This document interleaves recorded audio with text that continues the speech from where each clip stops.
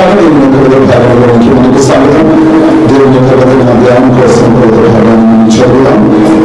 యెషయా గ్రంథం 43వ అధ్యాయం.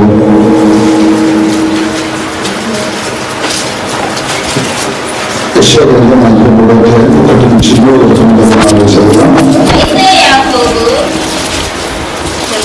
యెషయా గ్రంథం 43వ అధ్యాయం 1 నుంచి 3 వచనాలు. అయితే యాకోబు నిన్ను సృజించిన వాడగు యెహోవా, ఇశ్రాయేలు నిన్ను నిర్మించిన వాడు ఈలాగు సెలవిచ్చుచున్నాడు, నేను నిన్ను విమోచించి ఉన్నాను, భయపడకుము, పేరు పెట్టి నిన్ను పిలిచి ఉన్నాను, నీవు నా సొత్తు. నీవు జలములలో పడి దాటునప్పుడు నేను నీకు తోడైయుందును, నదులలో పడి వెళ్ళినప్పుడు అవి నీ మీద పొర్లిపారవు, నీవు అగ్ని మధ్యను నడుచునప్పుడు కాలిపోవు జ్వాలలు నిన్ను కాల్చవు. యెహోవానగు నేను నీకు దేవుడను, ఇశ్రాయేలు పరిశుద్ధ దేవుడనైన నేనే నిన్ను రక్షించువాడను. నీ ప్రాణ రక్షణ క్రయముగా ఐగుప్తుని ఇచ్చి ఉన్నాను, నీకు బదులుగా కూషును సేబాను ఇచ్చి ఉన్నాను.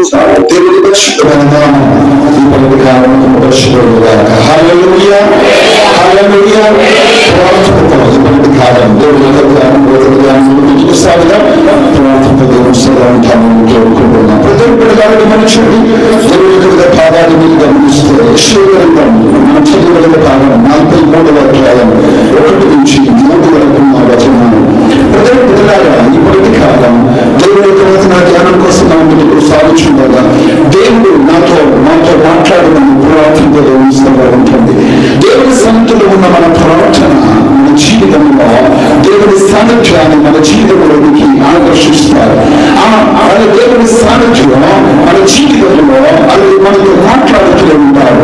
ఆ దేవుని యొక్క వచనం ప్రతి నిమిషం మనతో అన్ని ఉచ్చరిస్తూనే ఉండాలి. కనుక ఈ మొదటి కాలం ప్రార్థనతో దేవుడి సన్నిధిలో ఉంటామని కోరుకుంటున్నాను. దేవుని బిడ్డల గమనించండి, దేవుని భక్తుడైన ప్రవక్త అయిన యెషయా ఇశ్రాయేలు ప్రజలతో అది మాట్లాడుతున్న ఒక భాగం.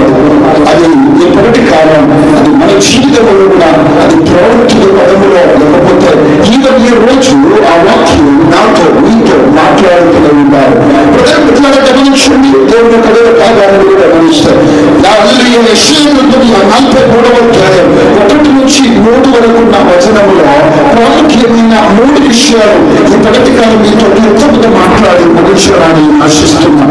ప్రవక్తతో దేవుని సల్ల ఉంటుంది. మరొకసారి వాక్య భాగంలో మొదటి వచనాన్ని మరొకసారి చదివామా? అయితే యాకోబు నిన్ను రక్షించిన వాడు ఇశ్రాయేలు నిన్ను నిర్మించిన వాడు ఈలాగు సెలవిచ్చుచున్నాడు, నేను నిన్ను విమోచించి ఉన్నాను, భయపడకుము, పేరు పెట్టి నిన్ను పిలిచి ఉన్నాను, నీవు నా సొత్తు.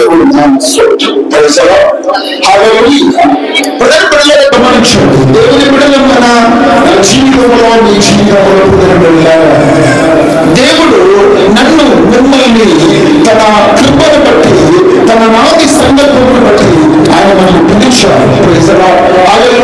దేవుని భక్తులమైన, దేవుని బిడ్డలమైన ఆయన వ్యక్తము చేత అడగబడిన నా జీవితంలో, నీ జీవితంలో ఈ మొదటి కళ ఒక్కటి మనకు గుర్తుండాలి, ఒక్కటి మనం తెలిసి ఉండాలి. అదేంటంటే దేవుడు మనల్ని ఎన్నుకున్నాడు. ఆయన మనల్ని పిలిచారు. ఎప్పుడు పిలిచారండి? దేవుని భక్తుడైన దావీదు మాట్లాడుతూ ఉన్నారు, నా తల్లి కడుపులో నన్ను నిలబెట్టబడకముందే ఆయన నన్ను పేరు పెట్టి పిలిచిన దేవుడు ఉన్నాడు. హల్లెలూయా. ఇంకొక విధమైన భాగాన్ని మీరు గమనిస్తే దేవుని భక్తుడు మాట్లాడుతూ ఉన్నారు, భూమికి పునాది వేయ మునుపు నీవు నన్ను కనుగొన్నారు, నీవు నన్ను ఎన్నుకున్న దేవుడై ఉన్నాడు. అప్పుడు నీ తల్లి కడుపులో నిలబడక మునిపే, ఈ భూమికి దేవుడు పునాది వేయబడక మునిపే ఆయన నన్ను ఎన్నుకున్నారు, నన్ను పేరు పెట్టి పిలిచిన దేవుడై ఉన్నాడు. హల్లెలూయా, హల్లెలూయా. ఈ పగటి కాలం ఆ ధైర్యం ఉన్న దేవుని బిడ్డలో, అలాగే ఈ పగటి కాలం ఆ విశ్వాస కలిగిన దేవుని బిడ్డలో గమనించవలసిన ప్రాముఖ్యమైన 3 విషయాలు ఈ వేద భాగంలో ఉన్నాయి. అది ఈ పగటి కాల పరిశుద్ధాత్మ ద్వారా మీతో మాట్లాడాలని ఆశిస్తున్నాం. ప్రజల గమనించండి, అక్కడ దేవుని యొక్క వేద భాగంలో మనం గమనించినట్లయితే 43వ అధ్యాయం మొదటి వచనాన్ని మీరు మరొకసారి గమనిస్తే, అది అయితే యాకోబు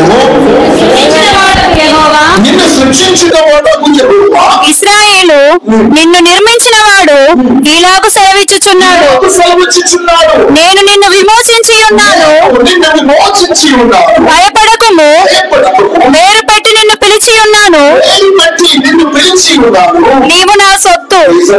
నీవు నా సొత్తు. మనము దేవుని సొత్తు. ఎవరి సొత్తు? మనం దేవుని సొత్తు. మనం హల్లెలూయా. అప్పుడు దేవుడు నన్ను మిమ్మల్ని పిలిచారు, పేరు పెట్టి పిలిచిన దేవుని యొక్క సొత్తు అయిన మనం అక్కడ రాయబడిన విషయం మీరు గమనించండి. మొదటి భాగం యొక్క రెండో స్థలము, రెండో భాగంలో మొదటి భాగం యొక్క రెండో స్థలంలో మాట్లాడుతూ అంటున్నారు, నిన్ను నిర్మించిన వాడము యెహోవా ఇలాగు సెలవిచ్చుచున్నాడు, నేను నిన్ను విమోచించి ఉన్నాను గనుక ఏం చేయకు, భయపడకు. హల్లెలూయా. నువ్వు దేవుని సొత్తు అయితే, నువ్వు దేవుని చేత పిలువబడిన వ్యక్తి అయితే, ఆ నమ్మకం, ఆ విశ్వాసం నీ జీవితంలో ఉంటే, ఈ మొదటి కాలం ఒక విషయం మనం గుర్తుపెట్టాలి. ఏంటంటే రెస్పాన్సిబిలిటీ ఆఫ్ యూ. ఆయన నీ బాధ్యత ఎత్తుకుంటున్న దేవుడు ఉన్నాడు. హల్లెలూయా, హల్లెలూయా. నిన్ను పిలిచిన దేవుడు, నిన్ను పేరు పెట్టి అలా నిన్ను పిలిచిన దేవుడు, తల్లి కడుపులో రూపింపబడక మునుపే పిండాగారముగా నీవు ఇక్కడ ఉన్నప్పుడే నిన్ను పిలిచిన దేవునికి తెలుసు నీ జీవితంలో అలా నీ బాధ్యత, నీ రెస్పాన్సిబిలిటీ ఏంటో. నీ జీవితంలో ఉన్న రెస్పాన్సిబిలిటీ, నీ బాధ్యతను ఆయన ఎత్తుకుంటున్న దేవుడు ఉన్నాడు. అందుకే దేవుడు అంటున్నాడు, నేను నిన్ను పిలిచి ఉన్నాను, నీవు నా సొత్తు అయి ఉన్నాడు కనుక నీ ఏం చేయకు, భయపడకు. హల్లెలూయా. నీ జీవితంలో నీ దేవుని సొత్తు అయి ఉన్నాడు అన్న ధైర్యం నీకుంటే, నిన్ను దేవుడు పిలిచాడు అన్న ధైర్యం నీకుంటే, నీవు దేవుని బిడ్డగా ఎంచబడాడు అన్న ధైర్యం, నమ్మకం నీకుంటే, ఈ మొదటి కాలం నీవు నన్ను భయపడడానికి అవసరం లేదు. మాట్లాడుతూ ఉన్నాడు. మత్తయి 25 నుంచి వాక్యాలు మనం చదివితే అక్కడలాగా రాయబడింది. అలాగే మత్తయి 6:23 నుంచి 25 నుంచి, నీ కన్ను చెడినదైతే నీ దేహమంతయు చీకటిమయమై ఉండును, నీలో ఉన్న వెలుగు చీకటి అయి ఉండిన ఎడల ఆ చీకటి ఎంతో గొప్పది. ఎవడును ఇద్దరు యజమానులకు దాసుడుగా ఉండనేరడు.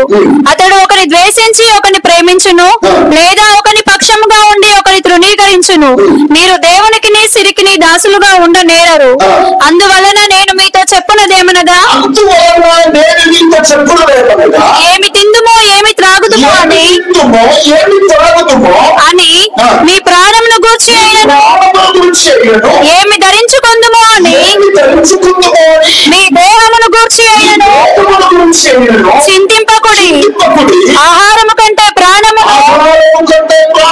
వస్త్రము కంటే దేహమును గొప్పవి కావా? ఆకాశ పక్షులను చూడండి, అవి విత్తవు కోయవు, కొట్లలో కూర్చుకొనవు, అయినను మీ పరలోకపు తండ్రి వాటిని పోషించుచున్నాడు.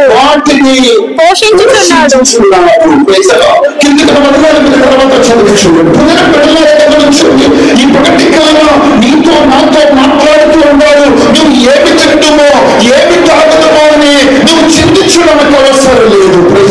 హల్లెలూయా. నువ్వు ఏమి ధరించుకుంటుమో అని నువ్వు నీ శరీరం గురించి బాధపడడానికి అవసరం లేదు, నువ్వు భయపడడానికి అవసరం లేదు. కారణం, నిన్ను గురించి నన్ను గురించి చింతించుతున్న ఒక దేవుడు అది పరలోకంలో ఉన్నాడు.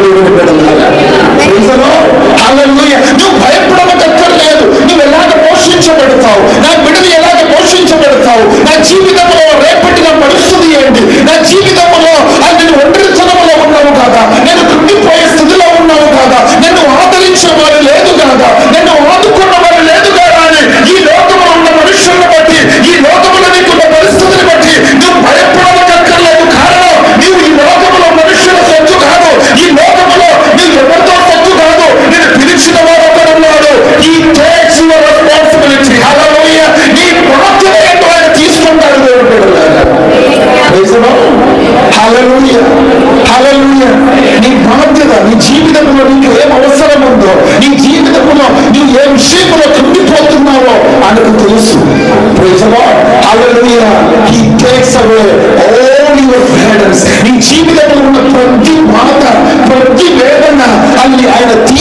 గమనిస్తారు.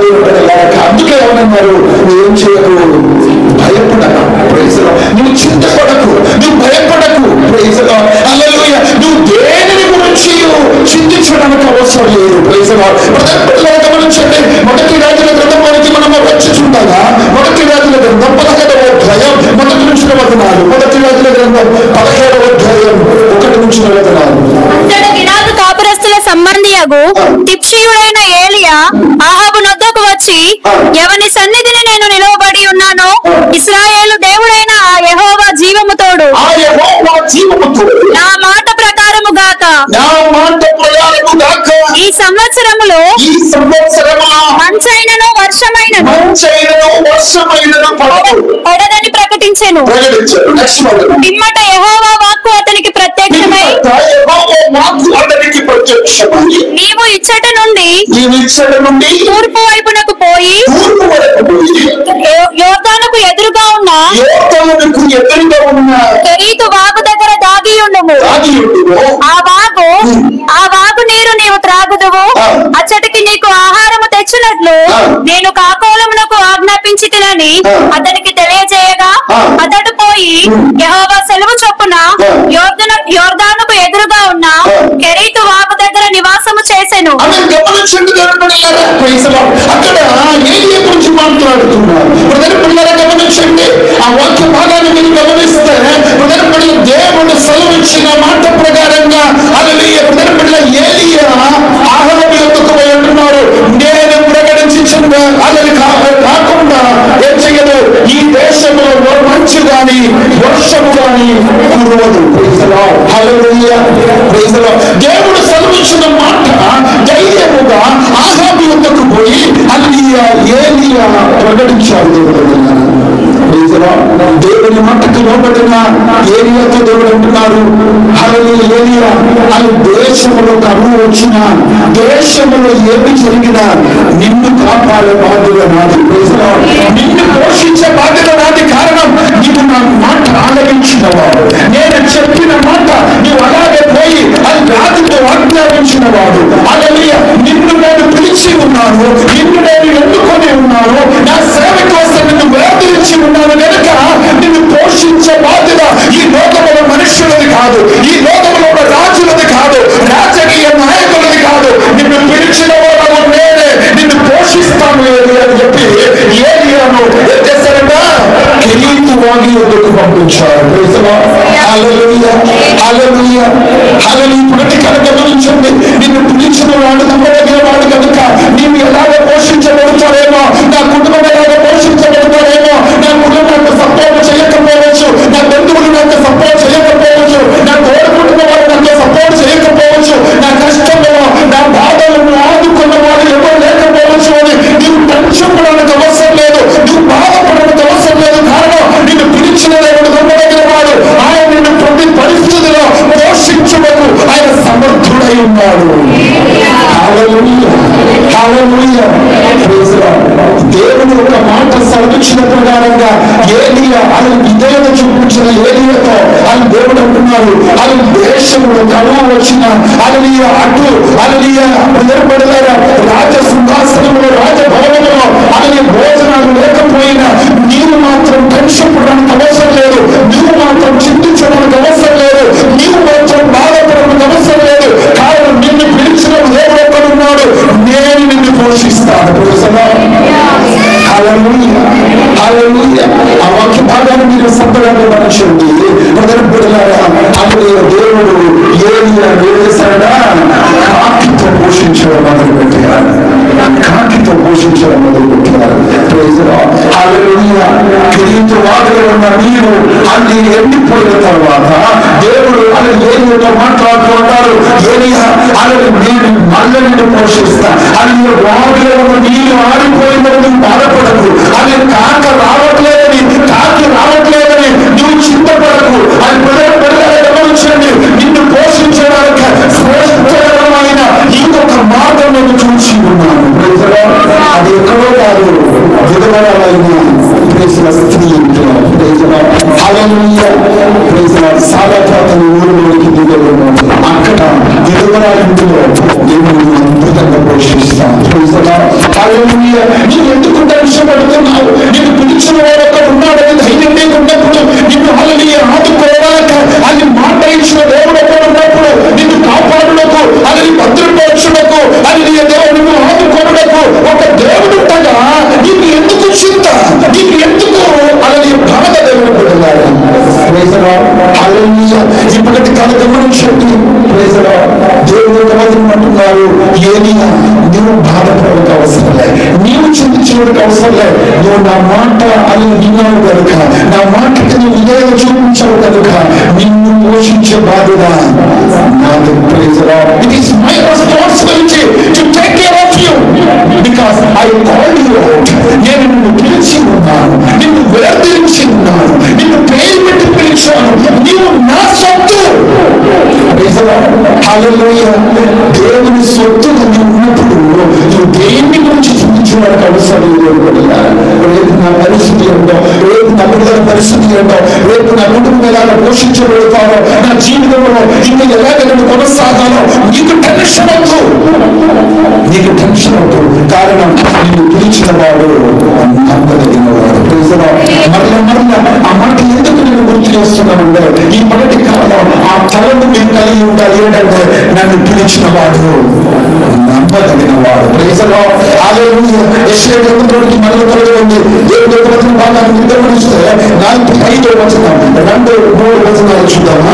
45వ అధ్యాయంలో 2-3 వచనాలు. యెషయా గ్రంథం 45:2-3. నిన్ను సృష్టించి నీకు సహాయము చేయవాడనై యెహోవా ఇలాగ సెలవిచ్చుచున్నాడు. నా సేవకుడవగు యాకోబు, నేను ఏర్పరచుకొనిన యేషూరును భయపడకుము. నేను దప్పిగల వారి మీద నీళ్లను, ఎండిన భూమి మీద ప్రవాహ జలములను కుమ్మరించేదను.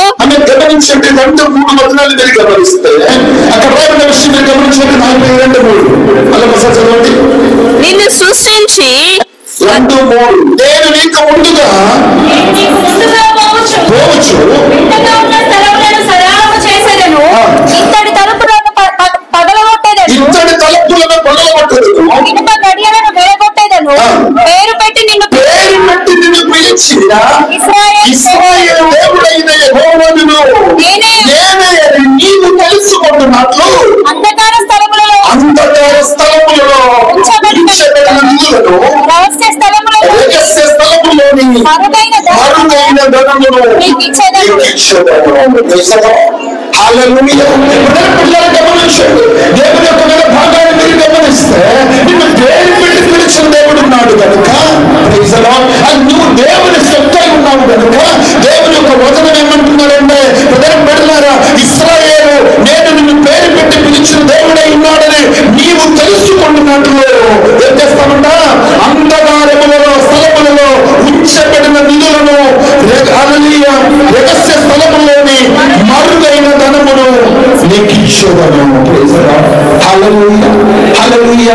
ఎవరికి తోచలేని రీతిలో, ఎవరు కనలేని రీతిలో ఆయనను ఆశీర్వదించే దేవుడై ఉన్నాడు. కారణం హల్లెలూయా, ఈ లోకములో ఉన్న, నీ చుట్టుపక్కల ఉన్న, నీ ప్రాంతంలో ఉన్న, నిన్ను చూచుచున్న ప్రజలకు అర్థం అవ్వాలి నిన్ను దేవుడు పిలిచాడని. హల్లెలూయా. నువ్వు దేవుని సొత్తని ఇతరులకు తెలుసున్నట్లు హల్లెలూయా దేవుని యొక్క వచనం అంటున్నారు, అంధకారములో ఉంచబడిన నిధులను, రహస్య స్థలములలోని మరుగైన ధనమును నీకు ఇచ్చేదను. Praise the Lord. Hallelujah. Hallelujah. నీకెందుకు ఇంత టెన్షన్? నీకెందుకు ఇంత బాధ? దేవుని యొక్క వచనం అంటున్నారు, నిన్ను పిలిచిన దేవుడు హల్లెలూయా నిన్ను ఆశీర్వదించే దేవుడై ఉన్నాడు, నిన్ను దీవించే దేవుడై ఉన్నాడు. హల్లెలూయా. బిడ్డలారా, నీవు ఊహించలేని రీతిలో, నీవు అనుకోలేని రీతిలో నిన్ను లేవనెత్తు దేవుడు ఒక్కడున్నాడు. It is his responsibility to bless you. Praise the Lord. నిన్ను ఆశీర్వదించడం ఆయన బాధ్యత, నిన్ను నిలబెట్టడం ఆయన బాధ్యత, నిన్ను హల్లెలూయా ఆదరించడం ఆయన బాధ్యత. Praise the Lord. నీవు హల్లెలూయా ఆశీర్వాదం అంటే పరిగెత్తడం అవసరం లేదండి. Praise the Lord. నీవు లోకంలో ఉన్న ఎవరు నిన్ను ఆదుకుంటారు, ఎవరు నిన్ను ప్రేమిస్తారు, ఎవరు నిన్ను హల్లెలూయా దీవిస్తారు, ఎవరు నాకు సహాయపడతారని మనుషుల వెంట హల్లెలూయా నువ్వు పరిగెత్తడం అవసరం లేదు. కారణం హల్లెలూయా అన్ని చేయటకు దేవుడైన ఒకడు ఉన్నాడు. బాధ్యత కలిగిన ఒక దేవుడు ఉన్నాడు నీకు. అందుకే దేవుడు అంటున్నారు, యాకోబు నువ్వు భయపడకము. యాకోబు నువ్వు భయపడకము.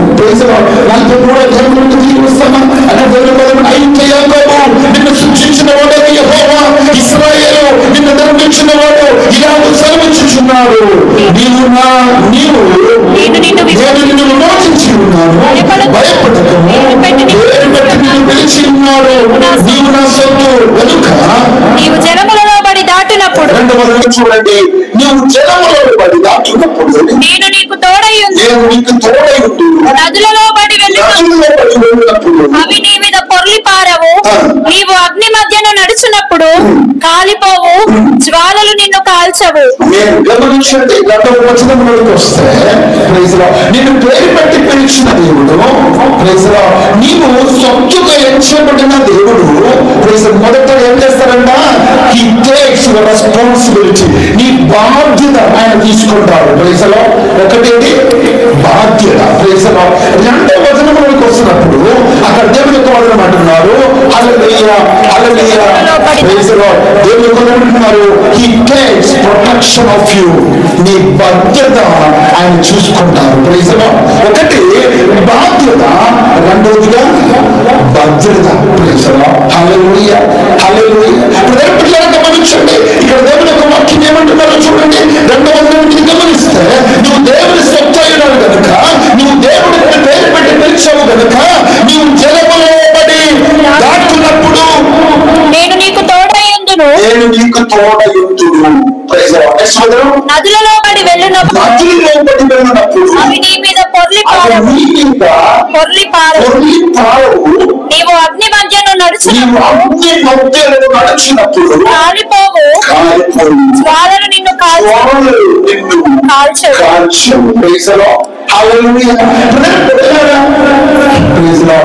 నీ భద్రత ఆయన చేతిలో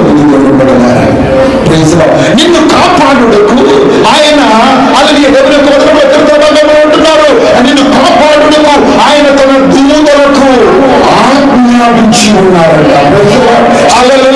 నిన్ను కాపాడుటకు తన దూతలకు ఆజ్ఞాపించారు ఆయన. ఆయన నిన్ను భద్రపరచ దేవుడై ఉన్నాడు. దేవునికి మొదలుపెట్టున్నారు. నువ్వు దేవుని నమ్మగానే నీ జీవితంలో కష్టములు రావు, నీ జీవితంలో సమస్యలు రావు, నీ జీవితంలో ఇబ్బందులు రావని దేవుడు అనట్లే. నువ్వు ఎట్లా నడిచినా నిన్ను కాపాడకుండా, నీ జీవితంలో ఎలాగా నడిపోయినా నేను భద్రపరచుకోవడానికి కాదు దేవుడు చెప్పేది.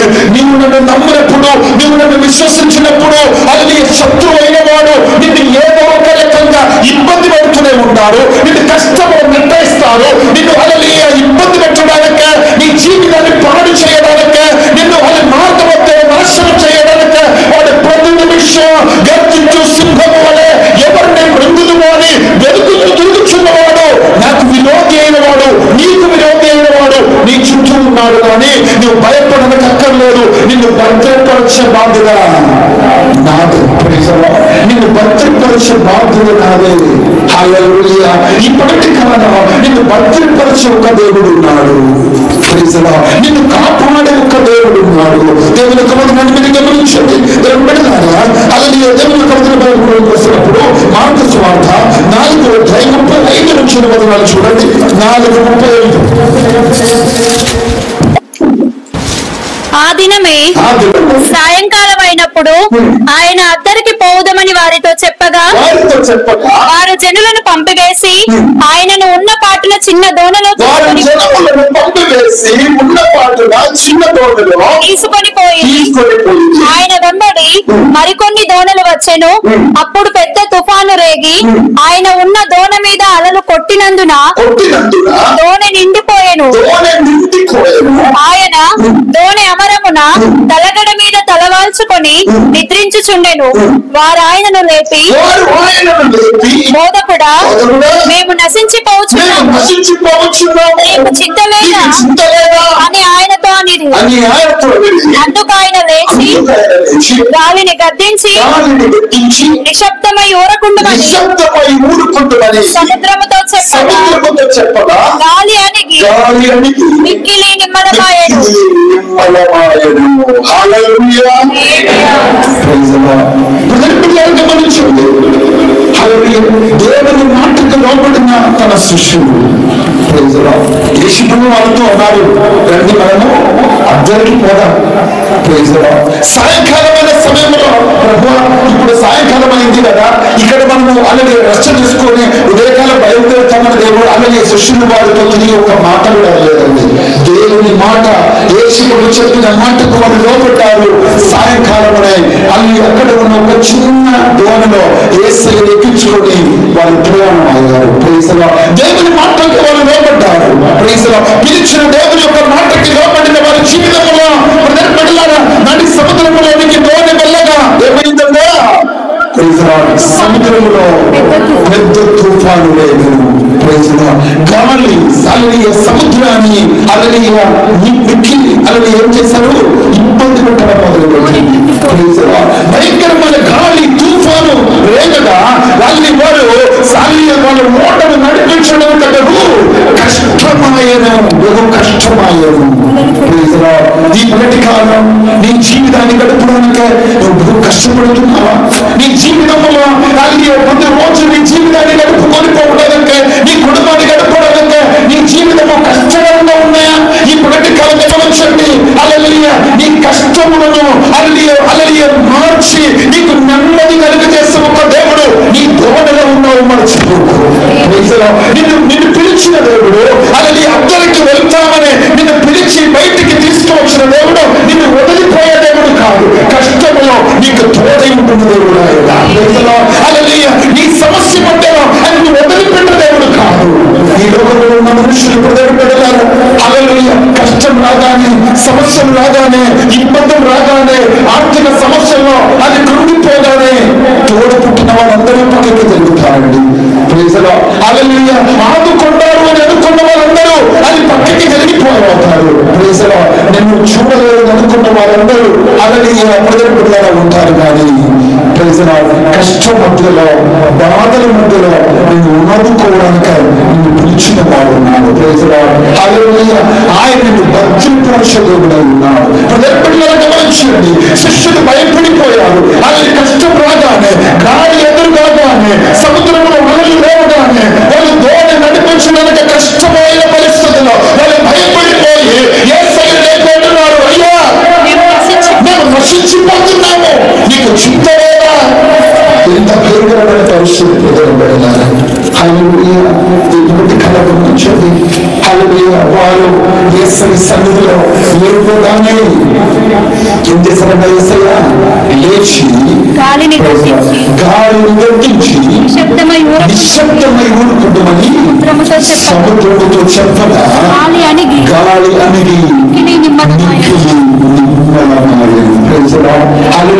అలలతో కొట్టుకొట్లాడుతున్న జీవితం. Praise the Lord. సమస్యలతో కొట్టుకొట్లాడుతున్న నీ బ్రతుకు. Praise the Lord. నీ కుటుంబంలో హల్లెలూయా నీవు అనుకోలేని హల్లెలూయా ఎదురు దాడితో నువ్వు కృంగిపోయే స్థితిలో ఉన్నావా? నువ్వు అనుకోలేని బాధ నిన్ను ఎదురిస్తున్నారా? కష్టంతో నువ్వు కృంగిపోయే స్థితిలో నీ దోణిని ముందుకు నడిపించలేకపోతున్నావా? ఈ పడని కాలం గాలిని తుఫాను అనగదొక్క దేవుడు వాడు నీకు. ఆయన నిన్ను పిలిచాడు కనుక నీవు నడి సముద్రంలో వదిలిపెట్టిపోయే దేవుడు కాదు. ఆయన గాలిని సముద్రమును అది గర్జించను. ప్రకృతి మీద కూడా అధికారం కలిగిన దేవుడు నీ దేవుడు. నీవు ఊహించలేని రీతిలో, నీవెన్నడూ అలలియ గమనించలేని రీతిలో, నీవెన్నడూ అలలియ కళ కనలేని రీతిలో ఆయన నీ జీవితంలో, నా జీవితంలో అద్భుతాలు చేసే దేవుడు ఉన్నాడు. అలాగే అదే మార్గ సువార్తలో 6:45-51 వరకు కూడా చదువుతున్నప్పుడు ఆ భాగంలో మనం చూస్తున్నాం. ఆ భాగంలో ఇప్పుడు వెళ్ళడం అవసరం తర్వాత చదువుకోండి. అలాగే యెషయా గ్రంథంలో రండి. యెషయా గ్రంథం 44వ అధ్యాయం 1-2 వచనాలు మీరు చదువుతున్నప్పుడు అక్కడ రాయబడ్డది. అయినను నా సేవకుడగు యాకోబు, నేను ఏర్పరచుకొనిన ఇశ్రాయేలు వినుము. నిన్ను సృష్టించి గర్భములో నిన్ను నిర్మించి నీకు సహాయం చేయువాడైన యెహోవా ఇలాగూ సెలవిచ్చుచున్నాడు. Praise the Lord. ఏమంటున్నారు దేవుడు? Praise the Lord. యాకోబు నా బిడ్డ నిన్ను పుట్టించిన వాడు, అది గర్భంలో నిన్ను నిర్మించిన వాడు. Praise the Lord. ఆయన లేకపోతే నేను నీకేం చేస్తాను? సహాయం చేస్తాను. Praise the Lord. హల్లెలూయా. చూడండి, నా సేవకుడు యాకోబు నేను ఏర్పరచుకొనిన యెషూరును భయపడకు. నువ్వు భయపడకు. Praise the Lord. హల్లెలూయా. నిన్ను నిర్మించిన వాడు నేనే, నీ తల్లి కడుపులో పుట్టించిన వాడు నేనే. Praise the Lord.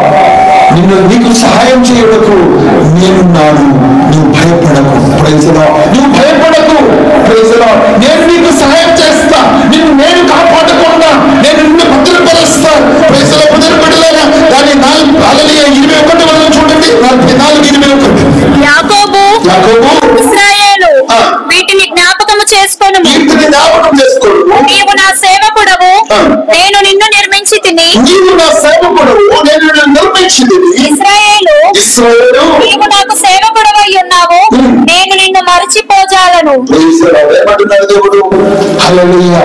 హల్లెలూయా. నేను నిన్ను మర్చిపోను అని నాకు దేవుడు చెప్పింది. హల్లెలూయా. నేను నిన్ను మర్చిపోజాలను. I cannot forget you, Jacob. నేను నిన్ను మర్చిపోజాలను. ఈ లోకములో అందరూ నిన్ను మర్చిపోవచ్చు. నిన్ను కన్న తల్లి, నిన్ను కన్న తండ్రి, నీ తోడుకుంటున్న నీ సహోదరులు నిన్ను మర్చిపోవచ్చు.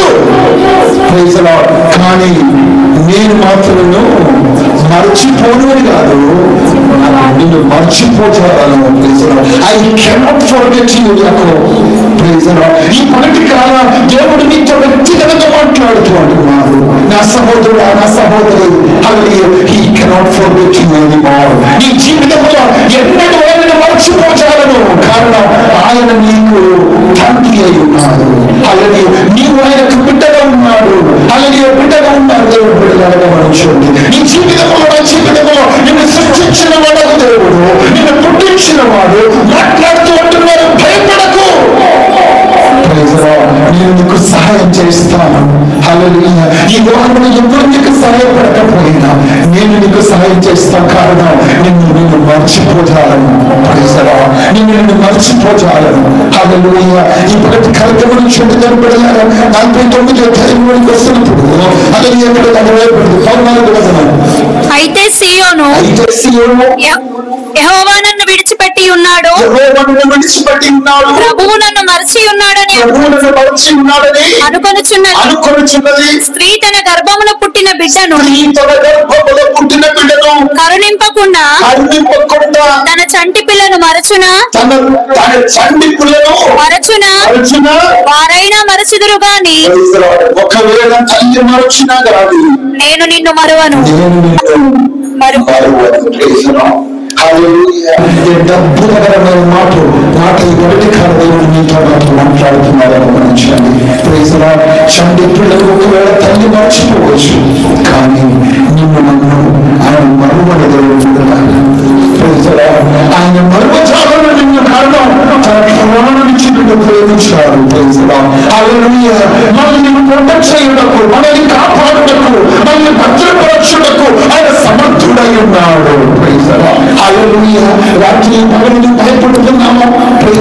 రాత్రి పగలు నీ జీవితంలో అది ఏంటో, నా జీవితంలో ఏమో జరగబోతుంది, నా జీవితంలో ఏమో అయిపోతుందని నువ్వు భయపడి జీవితాన్ని గడపలేకపోతున్నావా, సంతోషంగా ఉండలేకపోతున్నావా? ఈ పగటి కాల దేవుడు మాట్లాడుతూ అంటున్నారు, నిన్ను పుట్టించిన వాడు నేనే, నిన్ను నిర్మించిన వాడు నేనే, నేను నిన్ను మరువచాలను. ఒకవేళ అది గర్భంలో కన్న తల్లి నిన్ను మర్చిపోయినా నేను మాత్రం నిన్ను మరువను. నిన్ను కాపాడుటకు నేనున్నాను. నిన్ను భద్రపరచుటకు నేనున్నాను. నీ ఇంటి దేవుడు మాట్లాడుతున్నాను. హల్లెలూయా. హల్లెలూయా. నువ్వు దేవుని బలి అయితే, దేవుడు నిన్ను పిలిచినట్టయితే, ఆయన నిన్ను పుట్టించినట్టయితే ఒకటి రెస్పాన్సిబిలిటీ, నీ బాధ్యత ఉందా ఆయన తీసుకున్నారు. రెండవది అంటున్నారు, నీ భద్రత ఆయన చేతిలో ఉన్నది. నిన్ను కాపాడుటకు ఆయన ఉన్నాడు. తన దూతలను, ఆయన ఆజ్ఞ ఆజ్ఞాపించి ఉన్నాడు నిన్ను కాపాడుటకు, నీ కుటుంబాన్ని కాపాడుటకు. మూడవది చదవండి. యెహోవానగు నేను నీకు దేవుడను, ఇశ్రాయేలు పరిశుద్ధ దేవుడనైన నేనే నిన్ను రక్షించువాడను. నీ ప్రాణ రక్షణ క్రయముగా ఐగుప్తును ఇచ్చి ఉన్నాను. నీకు బదులుగా కోషును సెబాను ఇచ్చి ఉన్నాను.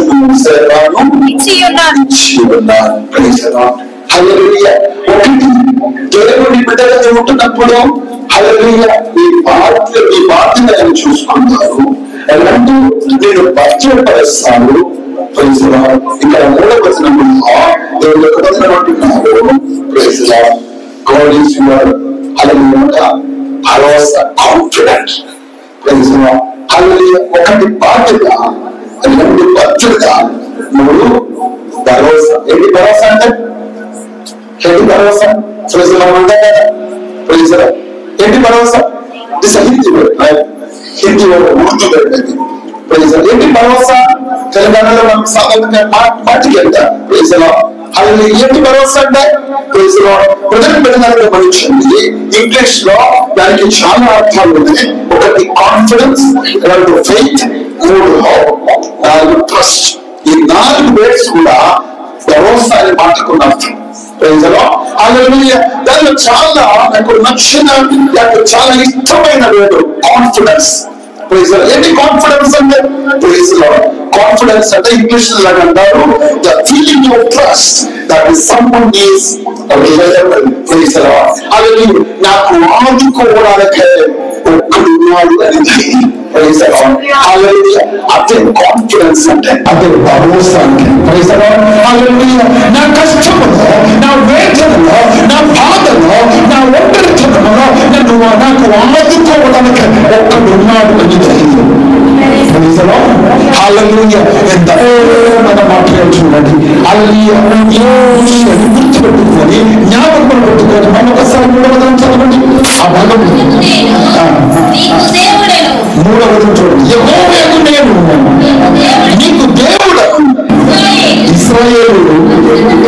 ఇశ్రాయేలు పరిశుద్ధుడైన నేనే నిన్ను రక్షించున్నాడు.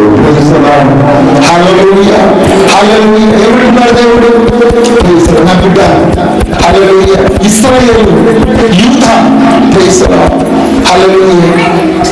ఎవరు లేకపోయినా నేనున్నా. కాబట్టి ఆ మాట కదే అర్థం. ఆ మాట కదే అర్థం. అలాగే అదే వాక్యాన్ని చాలా జాగ్రత్తగా చదవండి. అది దేవుడు నీతో బయట కాదు. ఇదే విషయాన్ని నీకు భరోసా ఇచ్చు అది ఆయన నీతో మాట్లాడుతారు. నేను నీకు దేవుడు, ఇశ్రాయేలు పరిశుద్ధుడు నేనే నిన్ను రక్షించున్నాను.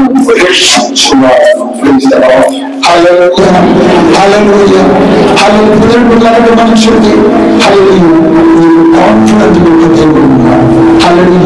ప్రతి కష్టంలో, ప్రతి వేదనలో, ప్రతి బాధలో, ప్రతి ఒంటరితనంలో నీకు రిలయబుల్గా ఉన్నా. అది నీకు ఆదుకోవడానికి ఒక దేవుడు నీకున్నాడండి. నేను ఉన్నానని చెప్పిన వాళ్ళందరూ ఒకవేళ వదిలిపెట్టిపోవచ్చు. వదిలిపెట్టినాక ఈ కాన్ఫిడెన్స్, ఈ ట్రస్ట్ లేనప్పుడే చాలా మంది ఆత్మహత్యకి ఆలోచన చేస్తారు. కారణం వాళ్ళ మనసులో ఇలా ఒక ఆలోచన వస్తాయి, ఈ లోకంలో నాకు ఎవరు లేడు, నా జీవితంలో నాకు ఎవ్వరూ లేడు. ఎందుకు నేను బ్రతకాలి? ఈ లోకంలో నేను అర్థం చేసుకున్నవారు ఎవ్వరు లేదు. ఇంకా నేను ఎందుకు ఈ భూలోకం మీద ఉంటాను? నా వేదనలో నేను ఆదుకున్నవాడు ఎవరు లేదు. ఇంకా ఈ వేదన కలిగిన ఈ పొద్దుకు ఎందుకు బ్రతకాలి? చాలా కుటుంబంలో వేదనకి కారణం, చాలా మనుషుల జీవితంలో ఆత్మహత్యకి కారణం ఆదుకున్న వాళ్ళు లేక, వేదనలో ఒక నెమ్మది మాట చెప్పడానికి లేక, అర్థం చేసుకోవడం ఒక్క వ్యక్తి నా జీవితంలో, నీ జీవితంలో లేక చాలా మంది ప్రతిదినం కుంగిపోతూనే ఉంటారు. కానీ ఈ లోకములు లేని వాళ్ళు ఈ లోకములో అది ఉన్న వాళ్ళకు లేని ఒకటి నాకు నీకు ఎలాగంటే ప్రతి నిమిషం నేను అర్థం చేసుకుంటున్న ఒక దేవుడు, అలాగే కష్టంలో నీకు ఆదుకోవడానికి ఒక దేవుడు, అది ప్రతి నిమిషం ప్రతి దినం నీతో నాతో ఉన్నాడు. నిన్ను పుట్టించిన వాళ్ళకు యెహోవా, నిన్ను నిర్మించిన వాళ్ళకు ఇశ్రాయేలు దేవుడు ఇలాగ సెలవిచ్చుచున్నాడు, ఇశ్రాయేలు నీవు భయపడకము,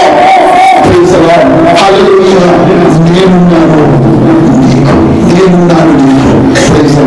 ఈ మొదటి కాలంలో వచ్చింది దేవుని యొక్క వాక్యాన్ని నిర్వహిస్తే అది మనకైన ఒక దేవుడు ఉన్నాడు, మనలాగా అర్థం చేసుకుంటున్న ఒక దేవుడు ఉన్నాడు.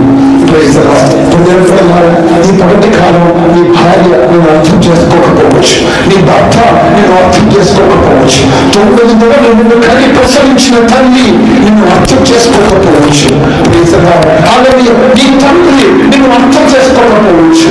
ఈ లోకంలో నేనున్నాను అని అల్లి భరోసా ఇచ్చిన చాలా మంది మనుషులు వాళ్ళని కట్టబెట్టుకొని పనికి జరిగిపోవచ్చు, కానీ నిన్ను పుట్టించిన వాడు నీ తల్లి కడుపులో పడకముడితే నిన్ను పేరు పెట్టి పిలిచిన దేవుడు ఈ పనికి కాలం నీతో మాట్లాడుతున్నాను, నేనున్నాను. ఎవరు లేకపోయినా, ఎవరు పక్కకి జరిగిపోయినా, ఎవరు చూడకపోయినా నిన్ను చూసేవాడు కూడా ఉన్నాడు, నిన్ను ఆదుకోవడానికి నేనున్నాను. ఈ పనికి కాలం ఆ భరోసా ప్రతి నిమిషం మనల్ని పుట్టిస్తారు, మనకు వాళ్ళు ఆశను పుట్టిస్తారు, వాళ్ళు మనకు గొప్ప సంతోషాన్ని కలిగజేస్తారు. దేవుడు కారణం మనకు భరోసా ఒక దేవుడు ఉన్నాడు. గమనించండి, ఒక వేరే భాగాన్ని చూపించడం ఈ వాక్య భాగాన్ని గమనించడం ఆశిస్తున్నాం. 2వ దాఖలు వెళ్తాం, అది 4వ అధ్యాయం 17 నుంచి 44. పిమ్మట ఆ స్త్రీ గర్భవతి అయి మరుసటి ఏట ఎలీషా తనతో చెప్పిన కాలమున కుమారుని కనెను.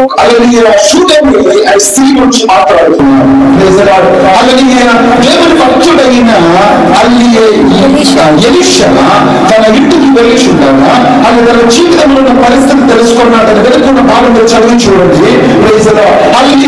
తన జీవితంలో ఉన్న మనస్సును తెలుసుకున్న ఎలీషా దేవుని సన్నిధిలో ప్రార్థించడంతో ఉన్నాడు. నెక్స్ట్ సంవత్సరం నేను నీ ఇంటికి వచ్చినప్పుడు నీ ఇంటిలో నీకు కుమారుని దేవుడు అనుగ్రహిస్తాడు అని చెప్పిన మాట చూస్తున్నా. అది ఇప్పుడు చూడండి. పిమ్మట ఆ స్త్రీ గర్భవతి అయి మరుసటి ఏట ఎలీషా తనతో చెప్పిన కాలమున కుమారుని కనెను. ఆ బిడ్డ ఎదిగిన తరువాత ఒకనాడు కోత కోయి వారి యొద్దనున్న తన తండ్రి దగ్గరకు పోయి అక్కడ ఉండగా వాడు నా తలపోయనే అని తన తండ్రితో చెప్పెను. అతడు వానిని ఎత్తుకొని తల్లి యొద్దకు తీసుకొని పొమ్మని పనివారిలో ఒకనికి చెప్పగా వాడు ఆ బాలును ఎత్తుకొని వాని తల్లి యొద్దకు తీసుకొని పోయెను. పిల్లవాడు మధ్యాహ్నం వరకు తల్లి తొడ మీద పండుకొని ఉండి చనిపోయెను. అది వృద్ధాప్యంలో అలలియ పుట్టలేదు అని అనుకున్న సమయంలో దేవుడు అనుగ్రహించిన ఒక వాగ్దానం. ఎవరు? ఈ కుమారుడు. ఎంతో లాలనగా ఎంతో ప్రేమగా కుమారుడు పెంచాడో నాకు తెలియదు. లేక పుట్టిన ఈ కుమారుని తల్లిదండ్రులు ఎంతగానో ప్రేమించారు. అలలియ పిల్లలు ఎదిగినారు, పెద్దవాడయ్యారు, అందరితో ముచ్చట్లు ముచ్చటించడం మొదలుపెట్టింది. అందరి మధ్యలో అలలియ ఆడుకుంటూ పాడుకుంటూ సంతోషంగా కొడుకు ఆనందాలు కలిగజేస్తారు. ఒక రోజు వచ్చింది, కుమారుడు ఈ చిన్న కుమారుడు తండ్రి యొక్క పొలంలో ఉండగా ఆయన తలపోయి ఏడ్చుండగా తల్లి యొద్దకు తన కుమారుని పంపించారు. అంటున్నారు మధ్యాహ్నం వరకు అది ఈ కుమారుడు తల్లి తొడ మీద పడుకొని ఉంది చనిపోయాడు. ఇన్ని రోజుకు లేక పుట్టిన కుమారుడు అది ఇంటిలో పుట్టించిన నెమ్మది, ఇంటిలో పుట్టించిన సమాధానం, ఇంటిలో పుట్టించిన ఆహ్లాదం, ఇంటిలో పుట్టించిన సంతోషం, తల్లిదండ్రులకు ఇచ్చిన ఆశ ఒక్క నిమిషంలో గాలి అయిపోయింది. దేవుడిలాగా ఏం చేయాలో అర్థం కాని తల్లి నెక్స్ట్ వదనం వెళ్ళడం నిలబడ్డది. ఒక పనివాణిని అప్పుడు ఆమె పిల్లవాడిని దైవజనుని మంచం మీద పెట్టి తలుపు వేసి బయటకు వచ్చి, ఒక పనివాణిని ఒక గాడిదను నా యొద్దకు పంపుము, నేను దైవజనుని యొద్దకు పోయి వచ్చేదనని తన పెనిమిటితో ఆమె అనగా, అతడు, నేడు అమావాస్య కాదే, విశ్రాంతి దినము కాదే, అతని యొద్దకు ఎందుకు పోవుదు అని అడగగా, ఆమె, నేను పోవుట మంచిదని చెప్పి గాడిదకు గంట కట్టించి తాను ఎక్కి తన పనివానితో, శీఘ్రముగా తోలుము, నేను నీకు సెలవిచ్చితేనే గాని నిమ్మలముగా తోలవద్దని. ఈ ప్రకారము ఆమె పోయి కర్మేలు పర్వతమందున్న ఆ దైవజనుని యొద్దకు వచ్చాను. దైవజనుడు దూరం నుండి ఆమెను చూసి, అదిగో ఆ శూనేమీయురాలు, నీవు ఆమెను ఎదుర్కొనుటకై పరుగున పోయి నీవును నీ పెనిమిటియు నీ బిడ్డయు సుఖముగా ఉన్నారా అని అడుగుమని తన పనివాడైన గేహజీతో చెప్పి పంపెను. అందుకు ఆమె సుఖముగా ఉన్నామని చెప్పెను. పిమ్మట ఆమె కొండ మీద ఉన్న దైవజనుని యొద్దకు వచ్చి అతని కాళ్ళు పట్టుకొనెను. గేహజీ ఆమెను తోలివేయుటకు దగ్గరకు రాగా దైవజనుడు, ఆమె బహు వ్యాకులముగా ఉన్నది, యెహోవా ఆ సంగతి నాకు తెలియజేయక మరుగు చేసి ఆమె జోలికి పోవద్దని వారికి ఆజ్ఞ ఇచ్చెను. దేవుని యొక్క దాసులు ప్రకటించిన ప్రకారంగా, ఆశీర్వదించిన ప్రకారంగా శూలేమీయులకు కుమారుని దేవుడు అనుగ్రహించాడు. కానీ ఏం జరిగింది? ఆ కుమారుడు చనిపోయారు. అలాగే చనిపోయిన విషయం తన భర్తకి కానీ, తన పని వాళ్ళకి కానీ, తన ఇంటి వాళ్ళకి కానీ ఎవరికి చెప్పకుండా అలాగే శవ శరీరాన్ని, తన కుమారుడు ఒక శవ శరీరాన్ని తీసుకుపోయి మేడ దగ్గరలో అలాగే దైవజనుడు యొక్క మంచములో పడుకోబెట్టి తలుపు వేసిన తర్వాత ఆమె బయటికి వచ్చి తన భర్తతో ఉంటున్నారు, నాకు ఒక గాడిద కావాలి, నేను ఎక్కడికి వెళ్ళాలి?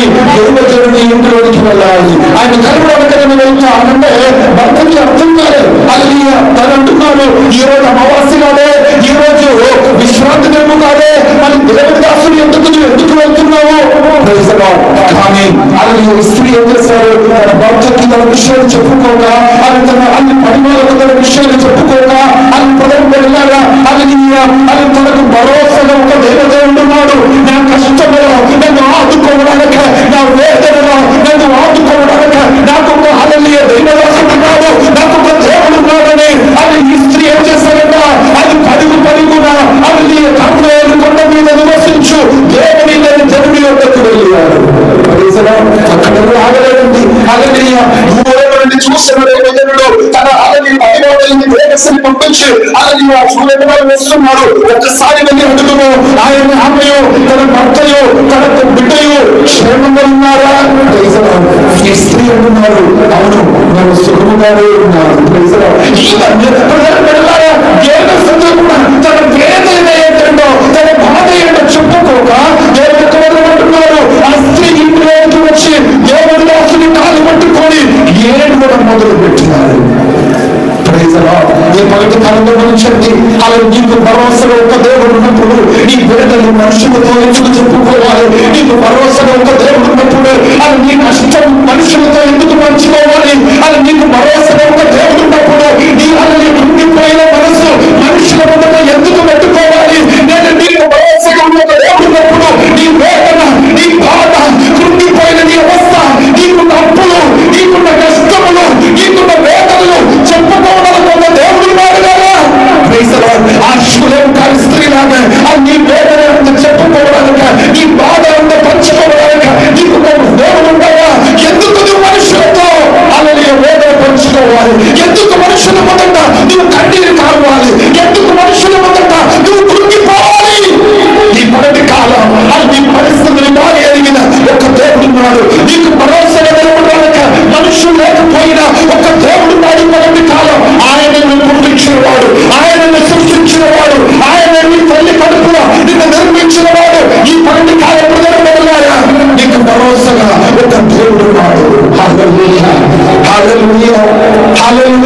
ఈ మొదటి కాలం అందుకే యేసు ప్రభువు అలాగే మత్తయి సువార్త 28వ అధ్యాయంలో చివరి భాగంలో మనం మాట్లాడుతూ కూడా ఉంటారు.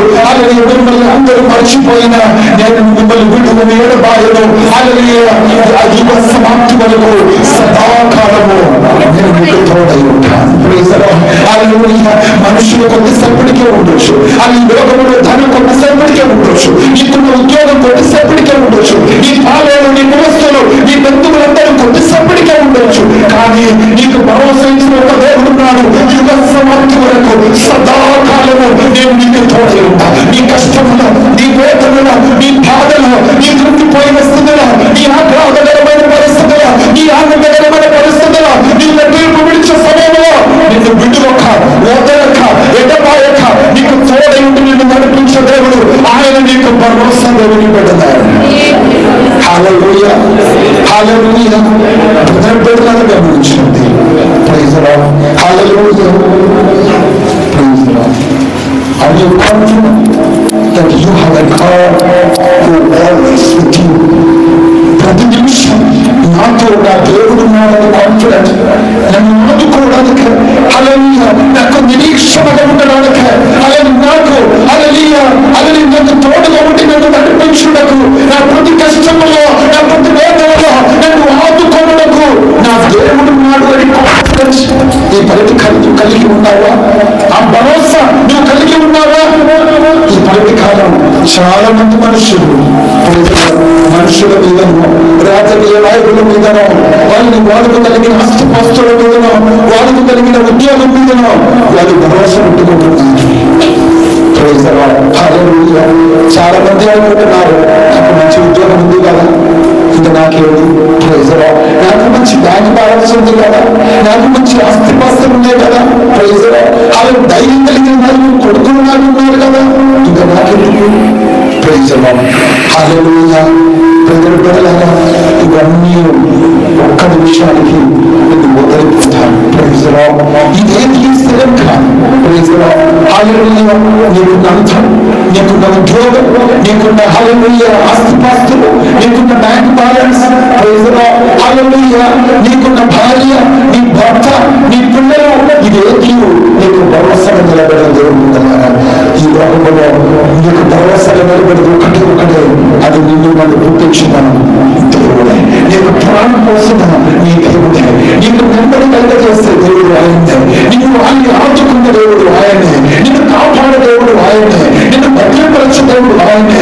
అది భయపడకు, నేను ఉన్నాను అని చెప్పే దేవుడు ఆయనే. అది ప్రతి కార్యక్రమం గమనించండి. వాళ్ళు నిన్ను ఆదుకున్నకు ఒక దేవుడు ఉన్నాడు.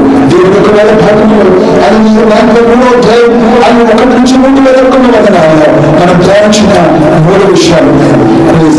ఈ దేవుడు ఒకటి నీకు ఆయన మధ్యలో కలిగిన వాడు. నిన్ను నిన్ను రక్షించుటకు, నిన్ను కాపాడుటకు రెస్పాన్సిబుల్ పర్సన్. నీకు బాధ్యత, నీకు బాధ్యత కలిగిన ఒక దేవుడు ఉన్నాడు. నీ ప్రతి బాధ్యతను చూసుకుంటున్న ఒక దేవుడు ఉన్నాడు. రెండోదిగా నిన్ను భద్రపరిచే దేవుడు ఉన్నాడు. హల్లెలూయా.